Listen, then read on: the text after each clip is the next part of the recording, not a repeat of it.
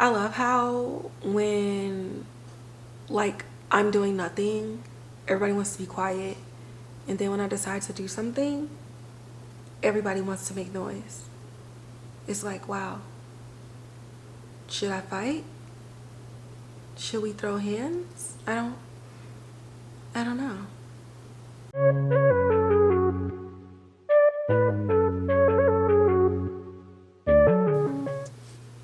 What is up and welcome back. I am your hostess doing the mostest, Kivanshi, and welcome back to another episode of So There's That. So today I'm super excited because this show is near and dear to my heart. And obviously you've seen the title, and this show is one on Peacock, and it's a Peacock original, and it is Twisted Metal. Now, as a former rehabilitated game head, when I was younger, I literally played Twisted Metal all the time. Twisted Metal Black was my favorite game. I even got my siblings in on it. I don't really know what the story was about. It would have like a scary intro and everything like that, but then you would just be like racing cars and just like bombing people and just trying to win a race. So the storyline wasn't really a storyline so much as blowing stuff up. The official like purpose of the game, or like the premise of the game, is a post-apocalyptic live action comedy based on the video game. So the TV show is basically that, and the video game is basically that as well. We are going in a post-apocalyptic world, and we are following these different characters, and we're kind of going on this fusion of a story infused with the game. And so right off the bat, I could tell y'all before we even get into the recap, because the game isn't really about anything, the writers did a really good job at adding a storyline and giving the characters a purpose. In the video game, you knew like some of the characters, but you were just driving in a car, so after a while like the characters became the car. So in the TV show, you see the cars that we know and love from the video game, but we also see the physical characters embody the people who was driving those cars. So it just kind of like spices up everything, and it makes it feel super new all over again. So without further ado, let's get into the show. First and foremost, this stars Anthony Mackie. Now, I'm going to be 100% honest. I don't know that I've ever seen him in anything comedic, but out the gate, he's doing this voiceover, and he's talking about the insiders and the outsiders and lots of cuss words and stuff like that. And he's really just highlighting like where we are in the world. You have the people who, when the world went to crap, kind of like walled themselves inside and built these different communities in major cities. And then the outsiders, which is where kind of like the game kind of came from, the outsiders are all of the criminals. So the criminals weren't allowed to come inside of the new civilizations. So they are just out killing each other and hunting each other for resources. And the biggest resource is guns and cars. So you have John Doe, which is Anthony Mackie, and he is what they call a milker, I believe. Milkman, a milkman, and he does runs from different communities, and he will give them something that he got outside on the road from all the different places that basically shut down. And then when he goes there, in return, he gets ammunition, he gets stuff to fix his car, he gets gas, he gets all these other things. So we open up the show with just the premise in the background. Insiders versus outsiders. What are the outsiders doing? Who are the outsiders and who are the insiders? One of the things that I noticed right off the bat is when he throws in the Jersey Boys CD. So I don't know, it's like 2024 meets the time that Twisted Metal came out, but the energy and like the tone of the show is giving very much Will Smith. Like, think of a Will Smith action movie, the way that the cadence and the tone and the delivery of everything, like Anthony Mackie, I don't think that he's trying to be Will Smith, but he's definitely bringing that action star movie energy into a TV show. And obviously, as a member of the Marvel Universe, you can really feel this superhero-esque energy in the way that he delivers these lines. So it really and instantly makes him such a likable character, and you're just invested right off the bat. Now, something else that I really like, this is based off of a video game, but this video game is so ridiculous, y'all. Like, you just have to play the game to understand. This video game is so ridiculous. I think that the virtual effects really embody like the video game features from like the fights and the bloods and the guns and everything like that. Like VFX, SFX honestly is like a big standout for this show. So instantly you're kind of seeing like a lot of elements in the show, and I'm gonna talk about the show too, but these are also things that I like to talk about.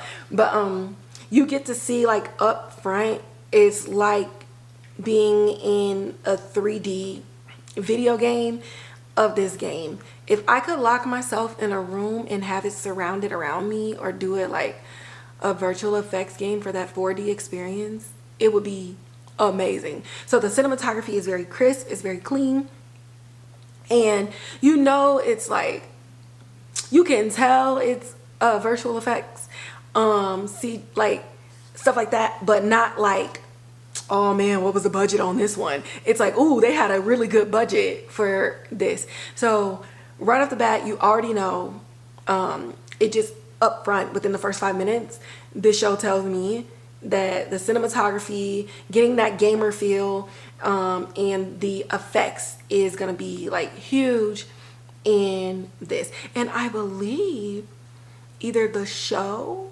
or Anthony Mackie was nominated for an Emmy. I believe so. So congratulations to them. I'll verify at the end of this. So John Doe is riding around this mall, and he's trying to pick up some supplies, and he's trying to get out, and people are chasing him.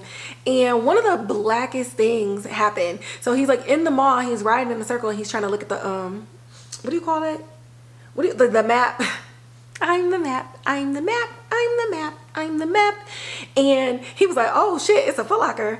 And so he's driving by, and he couldn't find the door, so he ended up driving by the Foot Locker, grabbed the Jordans, and then busted through the door. So I thought that was a really nice like nod to making the show fresh. Not my Echo show, making an introduction in here, but making the show fresh and just relatable. I don't know a lot of people who play Twisted Metal, and as a black girl in a family where people play a lot of video games, it definitely was on heavy rotation in my family. So I don't know if that was like a thing to connect us or not, but I appreciated it. So like I said, he's a milkman. He goes and he trades goods and things. So he goes to this one place called like Three Rivers, and he gets gas. He gives them, what did he give them? They were so excited because he brought them food, but y'all, it was dog food, but it was like big ass bags of dog food. So this, you can see like the desolation of the world, and you also get to see the way like the resources, not my dog eating while I'm doing this, you get to see as you go through like the different factions in the different cities, like the resources that each city has. So he's on his way from Three Rivers, and he is headed over to New San Francisco, and he encounters these two people on the road. It's just like he's just driving, and it's just a voiceover just showing like a bunch of the driving and some of the stuff that he has to do and go through to get from point A to point B.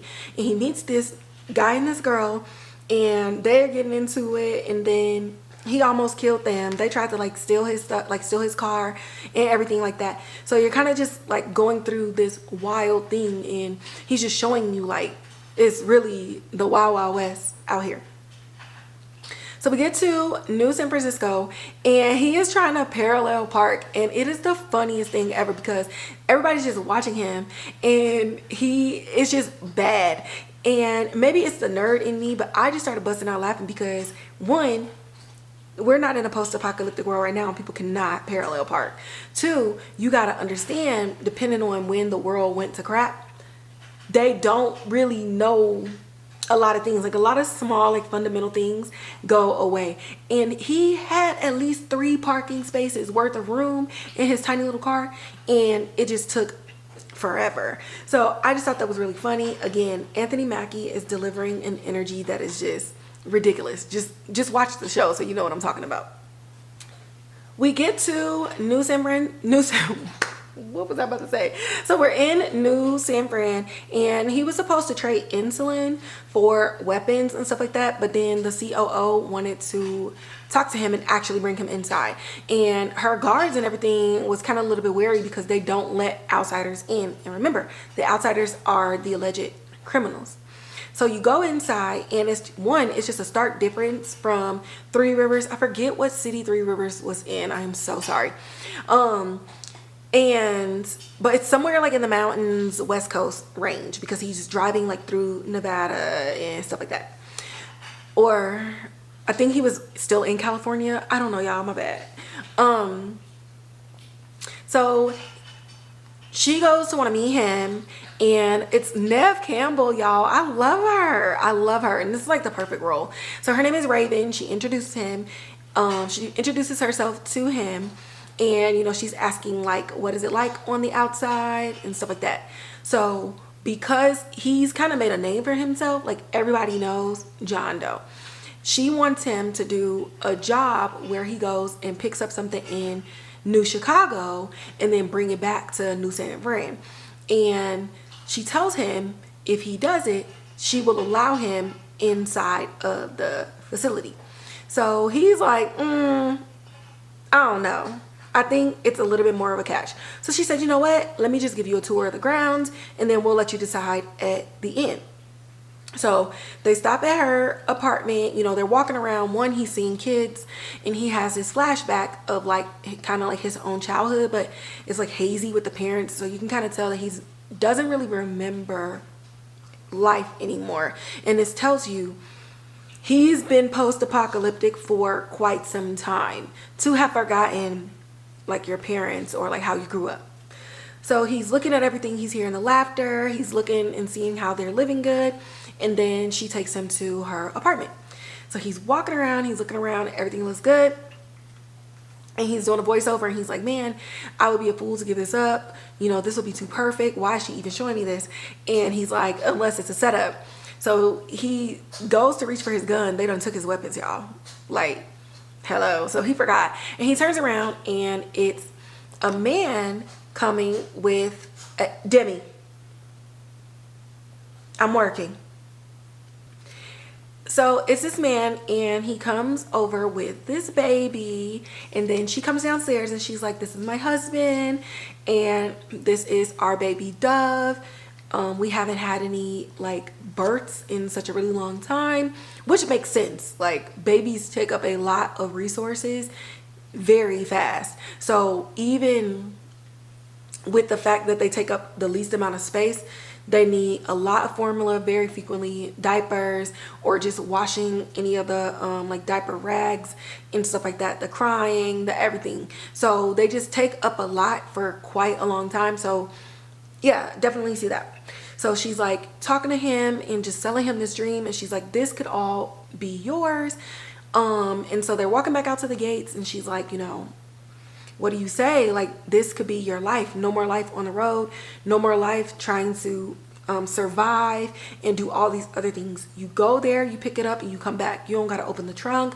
You don't got to do nothing. Just pick it up and come back. And so he's like, he looking at the baby. He's looking at everybody in the city, and he's like, okay, cool. I'm down. I'll do it for you. So he leaves, and he's still trying to get out this freaking parking spot. Like, I don't even understand who wrote this in there, because it's literally 3 car spaces, and he's taking up maybe 1, and he is struggling to get in and out of this space. And so he drives off, and he's, you know, thinking, man, life is about to be good. As soon as them gates closed, she threw that baby. She threw that baby out her arms and gave it to the guard. It was like, ew, get this thing away from me. And then the guards go and they grab the husband, and she's like, lock him up. And so you like, it's a farce, right? And I kind of was like, I don't think this is real. And so for them to do it, I was like, yo, she manipulated that so good. In Nevada, we see the same two people that we saw John Doe fighting with earlier, and they're on like this car chase with these police, but you can kind of tell it's like a militia type of thing, because only one man, who you correctly assume is the sheriff, is in the uniform. He got the little Terminator sunglasses or whatever, and then everybody else just looked like he picked them up off the side of the road. And so they're chasing them, and they end up shooting like a rocket off on their car and knocks and blows up their car. So they go over there and they have this girl and this guy captive, and he says something to the effect of like, if they disobey, or if they do something wrong, like disobey the law, which is weird because it's lawless, and it doesn't sound like they did anything that is of the old laws. It just seems like something that he made up. He was like, then there's going to be a punishment. So he throws a gun down and he's like, okay, one of y'all are either going to shoot yourselves or I'm going to shoot the both of you. And in this moment, you look, and the sister's looking at him, he's looking at her, and the sheriff goes to try to say something to her, and she doesn't speak. And so you realize she's mute. And so he's kind of like making fun of like where they were. He sees, I think she has like a tattoo or something that he sees, and so he can identify like where she came from or whatever. And the brother is looking at her, she's looking at him, and he looks at the cop and he was like, I'm gonna see you on the other side. And the brother made the choice for them, and she's screaming but there's no sound. And the sheriff he was like, I'm gonna leave this gun with you in case you decide to choose the same fate as your brother. So John Doe, aka JD, so we're just gonna call him JD from here on out, he goes to this bar to look at his friend Tommy, and the bar is booby trapped, and Tommy was about to let him blow up, but I guess that's just their little banter or whatever. And JD tells Tommy like, hey, I'm about to do a job out at New Chicago. And Tommy is like, bro, are you crazy? Are you crazy? Like, you already know the stuff that you have to deal with out here, and you have to cross through Nevada, and you already know what's in Nevada and like what's waiting on you. He's like, and you know, telling him like the rumors that he hears of what's going on in the Midwest and even further east. And he tells him that it's 2,132 miles of no cover, no pit stops for him to actually have like a safe haven or anything like that. And Tommy asks him like, is this worth it?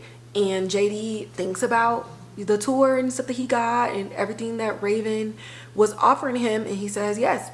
So Tommy pulls out a map and he's like, okay, this is where you can go, this is how you get there, like, bro, be safe. I don't wish I could come with you. This is a fool's mission, but you do you if you think that it's worth it. Flash forward to Vegas. You hear, oh, this is my favorite part. You hear this distorted like ice cream music, and I mean, it sounds like ice cream and death. And it's like the welcome to Vegas, like the old sign. If you've never been to Vegas, they have like an updated sign, but then they have like the old old Las Vegas Boulevard with the old welcome to Vegas sign, and it's like crashed down on the ground, and you see this ice cream truck like rocking back and forth, and in it we meet, really, y'all wasn't doing none of that until I started working. Go get in the kennel. Thank you. You see Sweet Tooth. Now, Sweet Tooth is the face of Twisted Metal. It's this clown that looks like the devil's reject. Like, it looks like even hell does not want him, because whatever they're supposed to do in hell, he takes it even lower. And he's doing this dance. It's so weird. It's so distorted. And you really just, the heart of the show, like the heart of the game, like hits you right in the face in this moment. And in the distance, you hear an engine. And he kind of does this, I don't know, I get this evil clown laugh because now he gets to play. And so you hear it off in the distance. In a different scene, same location, we see the sister. I forgot to say that the sheriff name is Agent Stone. And what they do when they catch people, so you find out that they kill one and leave the other one behind, but they brand them. So she's looking at her brand that's on her and just basically just trying to figure out, like, what am I about to do now? Because she's just out in the Nevada desert, or Vegas desert, and she hears the engine too. So you see JD coming down, feeling good, singing some songs, and he almost runs into her. And so she is trying to steal his car, and they're pulling weapons on each other and everything like that. And he recognizes her from the run-in from earlier when he was just getting from Three Rivers out to New San Fran. And so he's like trying to talk to her and she's not saying nothing. And he was like, wasn't there two of you? And she kind of looks away and he realizes, okay, like something happened. And he's like, look. So at this point, they're hearing another engine and they're hearing the like distorted ice cream. They know exactly who this is. So JD's like, look, we can sit here and do this all day, or we can just have a little truce right quick because we have bigger business to tend to. And they're kind of in this standoff. They both got guns to each other's heads, and they're both like, JD is kind of like looking off to the side like, girl, make a decision. And you see Sweet Tooth just bouncing up and down in his chair in the driver's seat and just giggling. And so this is his distortion and his crazy giggling, and it's just getting louder and louder and louder. And so in her eyes you can kind of see like they kind of came to like a truce, and then they both turn with their guns pointed towards Sweet Tooth, and he is just giggling with that clown mask on, and cuts to black. So there's that on Twisted Metal. Let me tell y'all, one of the things that really made me be like, yes, I'm gonna binge this, is the Sweet Tooth character. So I forgot to mention earlier, but I did check it with my notes because I'm like, I know there was a song playing that I knew. It was a distorted version of Wheels on the Bus. And so at the very end, when it cut to black, all you hear is that Wheels on the Bus music in silence, and it really just molds everything together. This show is a comedy, but like we all know, most shows have at least two elements in it. Even when it's an out and out comedy, you still have thriller, suspense, drama, romance, and everything kind of as like the underbelly, and it really gives the characters life, and it drives the plot a little bit more when it's not just like ha ha hee hee ho ho whatever, or not just like action to where things don't make sense. So you get a nice blend of action, you get straight to the point on what the backstory is right away, like in the first 5 minutes. You get the motivation of JD within the first 10 minutes. You get the motivation of this girl within the same 10-minute time frame, and you get the setting of who the villain is going to be with Sweet Tooth, while wanting more because you want to know, what is Tommy talking about? What is it like in the Midwest? What is it like going and crossing through the mountainous time zones to get over there? What dangers are you going to face? And even if you've never played the game, that's intriguing. And as somebody who played the game, that's intriguing because, like I said, the game didn't really have a storyline. You was just blowing shit up. So I think that, I don't know, the nerd in me is super excited. I don't know that I would have ever thought to make Twisted Metal a TV show, but I think they have the perfect lead character for sure. Anthony Mackie brings something to the show. The show could easily be dark. It could easily be like a dark thriller, action, suspense thing, especially if you know the game. But to make it a comedy, I see why they did that, because you kind of have to roll with the punches of what does a post-apocalyptic world look like, and then how do people cope in that. And while you have people like the girl and her brother where they just experienced this great tragedy because they've only had each other, you have somebody like JD who only has himself, and so all he can do is make light and make fun of the situation, because what else is he gonna do? So that is going to be it on my recap. Check out Twisted Metal on Peacock. Again, it is nominated for an Emmy, so congratulations to everybody who worked on the show. Congratulations for the people who decided to bring this obscure game that people apparently don't know about to television, and hopefully it causes an increase in video game sales, because this is a great game. Have great memories surrounding it. I'm going to absolutely binge this show, and I hope y'all do the same, and I will catch you in the next episode.